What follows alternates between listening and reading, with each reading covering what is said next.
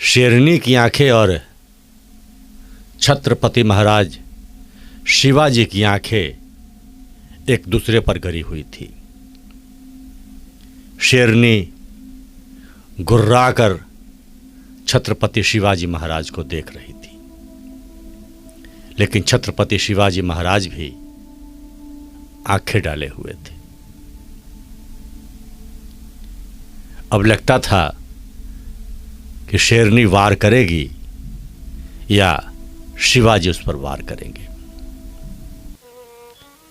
नमस्कार, मैं शैलेश कुमार, शैलेश की बात में आपका हार्दिक स्वागत है।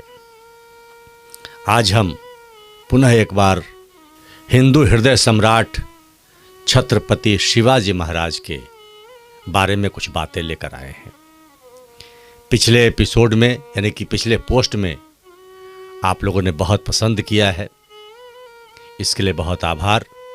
और जिन लोगों ने नहीं देखा है वो भी जाकर देखें, लिंक भी मैं इस वीडियो में डाल दूंगा। आइए, छत्रपति शिवाजी महाराज पर आज हम एक दूसरा प्रसंग लेकर आ रहे हैं। पहले प्रसंग में मैंने कहा था कि एक मुगल नवयुवती को किस प्रकार एक सेनापति लाता है और उस पर शिवाजी की प्रतिक्रिया क्या होती है। लेकिन आज जो प्रारंभ में हमने कहा कि एक शेरनी गुर्रा रही है और शिवाजी महाराज भी सामने उसकी आंखों में आंखें डाले हुए हैं और इस प्रकार उससे नजरें मिला रहे हैं मानो उससे कुछ बात कहना चाहते हो।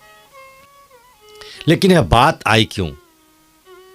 क्या कारण है कि छत्रपति शिवाजी महाराज इस वक्त एक बाघिनी के सामने है? उस पूरी बात को हम बताने जा रहे हैं। शिवाजी के गुरु थे समर्थ गुरु रामदास, और समर्थ गुरु रामदास शिवाजी को बहुत मानते थे। समर्थ गुरु रामदास बड़े मर्मज्ञ और बहुत पहुंचे हुए सिद्ध गुरु थे। लेकिन अन्य लोगों को लगता था, अन्य शिष्यों को लगता था कि गुरुजी शिवाजी को इस कारण ज़्यादा मानते हैं क्योंकि शिवाजी सम्राट हैं और इस वजह से गुरुजी की कृपा उन पर ज़्यादा होती है या उन्हें ज़्यादा चाहते हैं।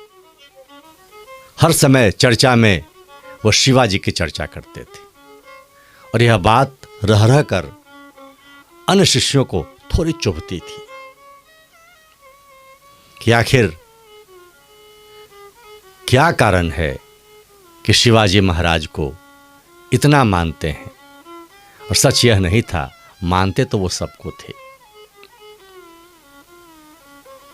लेकिन योग्य शिष्य को लोग थोड़ा ज़्यादा दुलारता ही है, इसमें कतई संदेह नहीं है। और जो शिष्य जिस योग्य होते हैं उसी के अनुसार उन्हें कार्य भी दिए जाते हैं, उन पर उतना भरोसा भी किया जाता है। और ठीक यही बात थी कि समर्थ गुरु रामदास शिवाजी को बहुत मानते थे और अंत में सारे शिष्य इसी निष्कर्ष पर पहुंचते थे कि चूंकि शिवाजी महाराज सम्राट हैं, इसीलिए गुरु की कृपा उन पर ज्यादा होती है, ज्यादा मानते हैं। लेकिन धीरे धीरे यह बात समर्थ गुरु रामदास समझ गए और गुरु जी को लगा कि इसका निराकरण भी करना चाहिए। अन्य शिष्यों के मन में जो भाव आ रहे हैं उन्हें दूर भी करना चाहिए। और तब उन्होंने एक गुफा के बगल में अपना डेरा डाला। जब रात्रि का समय था, सारे शिष्य मौजूद थे। अचानक से समर्थ गुरु रामदास कराहने लगे। आवाज सुनकर सारे शिष्य उनके पास आए। पूछा, गुरुजी क्या हुआ? गुरुजी ने कहा, उदर में दर्द हो रही है शूल से ग्रसित मालूम पड़ता है और रह का वह कराहने लगे। शिष्य बेचैन हो गए। अब क्या करें, रात्रि का समय है और गुरुजी के पेट में दर्द आ गया। अब इसका निराकरण क्या है? अंतोगत्वा गुरुजी से ही उन लोगों ने पूछा, गुरुवर अब यह ठीक कैसे हो? किस वैद्य को बुलाएं इस रात्रि में? आप ही कुछ रास्ता बताएं। कराहते हुए समर्थ गुरु रामदास ने कहा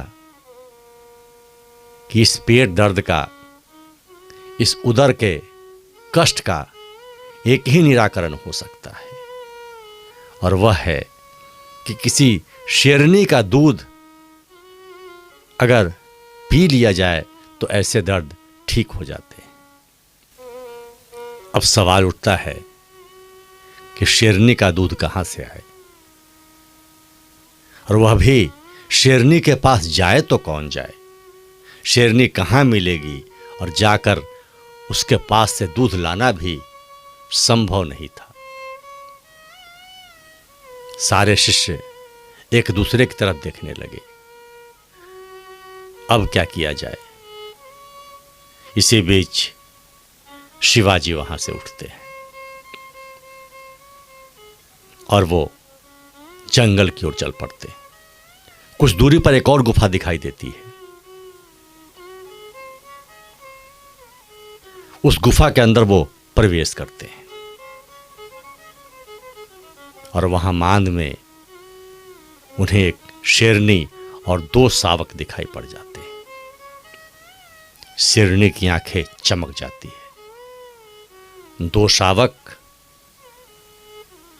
वहां पर उस शेरनी के पास बैठे हैं। शिवाजी महाराज पहुंचते हैं। शेरनी गुर्राती हुई देखती है। शिवाजी भी उसकी आंखों में नजरें डालते हैं। मानो दोनों में से कौन कब प्रहार करेगा कहना मुश्किल है। और मैं पुनः कहूं, शिवाजी बहुत हद तक शेर की भाषा समझ चुके थे, क्योंकि जंगल में उन्होंने बहुत समय बिताया था। अंततः शेरनी उनकी आंखों के तेज से भय खा जाती है और थोड़ी सहम जाती है। शिवाजी इशारे में कहते हैं, मैं मारने नहीं आया, मैं कोई कष्ट नहीं पहुंचाऊंगा, मैं शिकार करने नहीं आया हूं, मुझे सहायता की आवश्यकता है। और यह कहते हुए शेरनी की तरफ वो हाथ बढ़ा देते हैं और फिर सीधे हाथ शेरनी के कोख में डालते हुए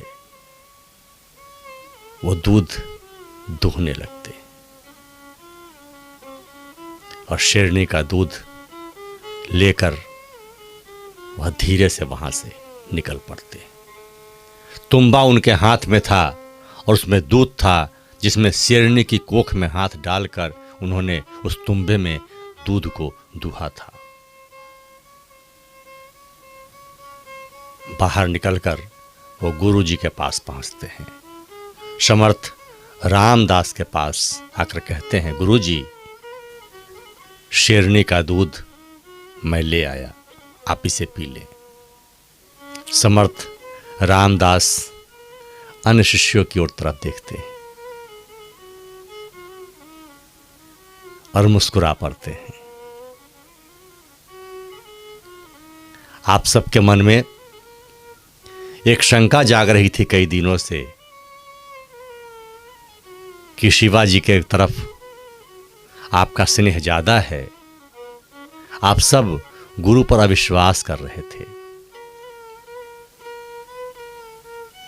लेकिन आप में और शिवाजी में क्या फर्क है, यह शायद आप लोगों को पता चल गया होगा।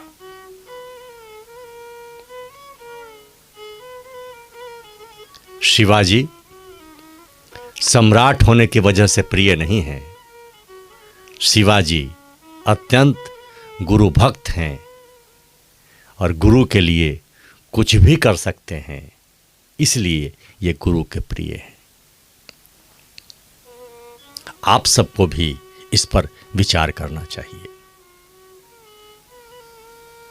सारे शिष्य शीश झुका लेते हैं और तब समझ में आता है कि आखिर एक गुरु अपने शिष्य को अत्यधिक स्नेह क्यों करता है। ऐसे थे छत्रपति महाराज शिवाजी। हिंदू हिंदू सम्राट तो थे ही, न्यायप्रिय भी थे, बहादुर भी थे और एक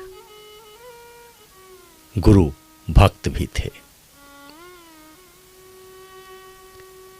शैलेश की बात को अभी तक सब्सक्राइब नहीं किया है तो सब्सक्राइब करें, लाइक करें और इस तरह की बातों को आप अन्य लोगों तक शेयर करें, यानी कि इस वीडियो को शेयर भी करें।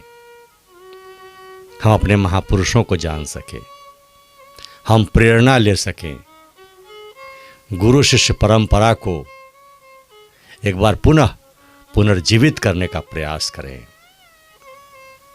और हिंदू का मतलब क्या होता है, यह हमें छत्रपति शिवाजी महाराज से समझनी चाहिए।